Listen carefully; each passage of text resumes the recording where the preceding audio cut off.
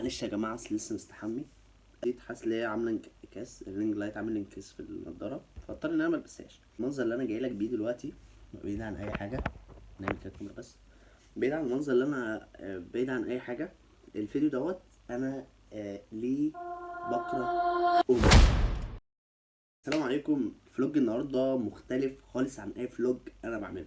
النهارده ولا تحدي ولا اي حاجه. النهارده الفلوج انا لسه والله العظيم لسه مش مخطط للفلوج ده اي خالص، حتى بسجل بسماعه التليفون عشان طالب المايك ولسه ما جاش. مايك جاي في الطريق، ولو انت عايز اعمل لك ريفيو عن المايك او اعمل لك فيديو عن المايك اكتب لي كومنت بمايك، وانا ان شاء الله اول ما المايك يجي او يوصل هعمل فلوج. بص يا شباب، الفيديو دوت موجه جامد جامد لامي. ده سبب شديد ان انا ليه بكره امي في حاجات. اول حاجه بكره امي انها كريمه جدا. تاني حاجه بكره امي انها احسن حد في الدنيا. بكره امي ان هي قلبها طيب. ايه هتقول لي بتكره امك؟ بجد والله العظيم انا مش فاهم انا بتكلم ليه بالاسلوب ده.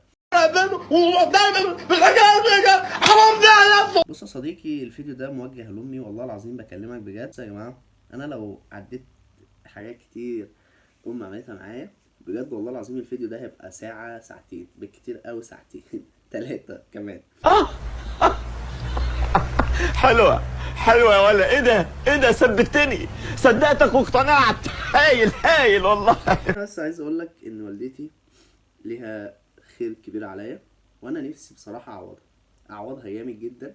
هي اللي خلتني ابدا الكونتنت الفتره ديت مش مميز قوي، ولكن هيبقى مميز الفتره اللي جايه. مش هيبقى مميز عن ناس كتير، ولكن هيبقى مميز نوعا ما. بصوا يا شباب، والدتي طبعا والله العظيم ليها الفضل الكبير جدا ان انا اكون قاعد قدامك، واكون ان انا بصور محتوى. الاوضه بتتوضب هي اللي هتوضبها، وهي اللي دافعه فيها فلوس، لان انا قاعد من الشغل. وحرفيا انا مش قاعد، مش حكايه قاعد من الشغل، ان انا اخر فتره اشتغلت في جيم وكده، فقاعد الفتره دي خالص من الشغل مش شغال. وكنت شغال مع حد عن خلال انا مونتير، فشغال معاه في البيت وكده، بس الشغل واقف الفتره دي. ولكن والدتي يا جماعه، ايه اقول لك، هي بدات معايا ازاي؟ جت في 2022. ايه يا ماما، عامله ايه؟ اخبارك ايه؟ صحتك ايه؟ تمام يا حمزه، زي الفل.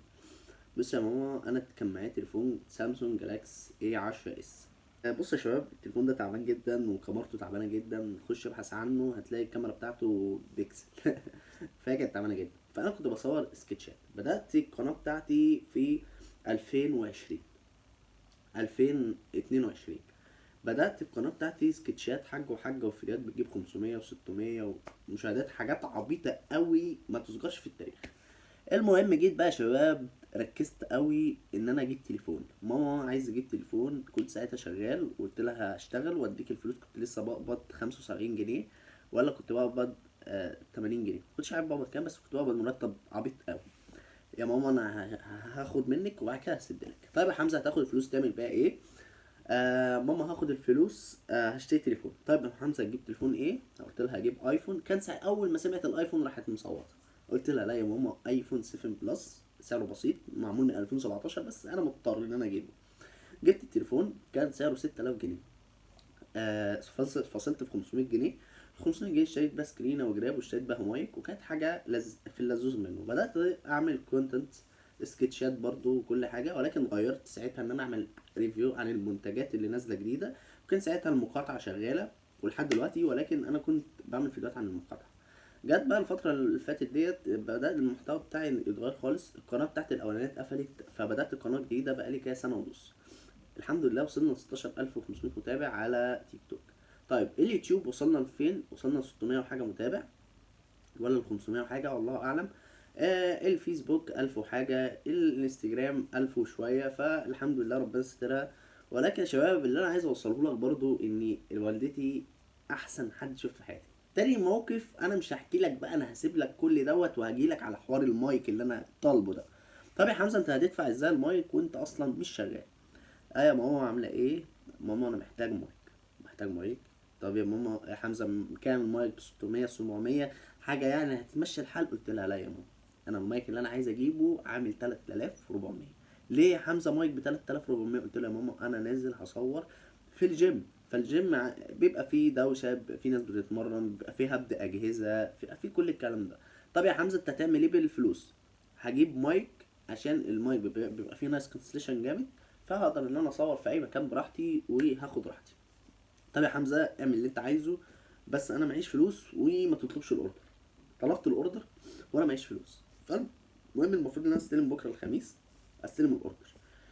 طب يا حمزه هنعمل ايه؟ قلت لها لا مش هنعمل حاجه، انت يا امي معلش اتصرفي لي، وانا والله العظيم اول ما اشتغل اهو همسك فلوس هديكي فلوس بتاعتك. راحت قال لي والله يا حمزه معيش فلوس بس انا هتصرف لك.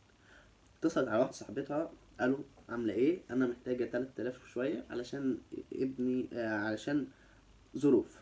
خدت من الله اعلم بقى اللي خدت من الفلوس دي بتشوف الفيديو دلوقتي ولا لا، ولكن امي خدت المبلغ اديتوني.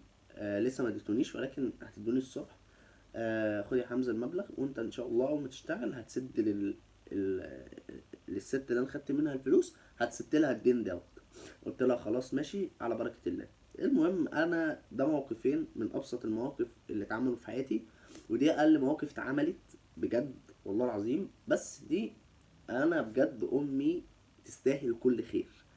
انا امي تستاهل والله العظيم يا جماعه ما كلام، انا امي تستاهل كل خير بجد والله العظيم. انا نفسي في حياتي، نفسي وبشتغل على نفسي وبسعى كل ده عشان افرح والدتي، افرح والدتي. هل والدتي مش معاها 3000 ونص؟ لا معاها. بس هل هي هتحتاج يعني هل هي تدفع 3000 ونص في مايك وهي مثلا عندها اولادها بنات، 4 بنات اللهم بارك، ربنا يخليهم لها. هي بتجهز اخوات البنات، ربنا او بتساهم في الموضوع دوت. ربنا يديها الصحة، وربنا يرحم جميع امهات المسلمين يا رب، وربنا يدي لوالدتك وجميع امهات ربنا يديهم الصحة يا رب ويخليهم لنا. بس كده والله العظيم طلعت بس اعمل فيديو بسيط في حق والدتي ووالدتك. انا الفترة اللي فاتت انا بقول لوالدتي لو انت زعلانة مني ما تزعليش مني، علشان والله العظيم انا ماليش غيرك، بحبك يا ماما، وانت اقول لامك بحبك وما تتكسفش. الام يا جماعه والله العظيم يعني بعديها مفيش اي حاجه نبقى عليها غير امك وابوك، ربنا يخليهم لنا يا رب. والفيديو دوت كنت بشكر فيه في امي وابويا. انا بقول لك بكره الحاجات الحلوه اللي فيهم ديت ليه؟ لان الحاجات ديت كرم. وانا بصراحه مش عايز اقول لك انت ممكن تكون تفهمني غلط، بس ده كان هوك انا كنت عامله عشان اللي بيتفرج على الفيديو. بعيد عن اي حاجه، عايزك تكون في بيني وبينك مصداقيه، ما تزعلش مني عن دخلة الفيديو. الفيديو ده كان في حق ابويا وامي، وكان فيديو بسيط جدا، وكنت برغي في حاجات بسيطه جدا، ولكن هم عملوا معانا اكتر من كده. انا بايدي اشتغل، ولكن انا بشتغل على نفسي في الدراسه وكده. وابويا ربنا يخليهولي بيصرف عليا بس حاجات بسيطة، ربنا يخليه لي يا رب ويحفظه يا رب ليلكم اهاليكم. بس كده كان ده الفيديو بتاعنا. روح قول لوالدتك بحبك وانزل الجيم عشان هنعمل كونتنت لطيف المرة اللي جاية او الفترة اللي جاية ان شاء الله. سلام.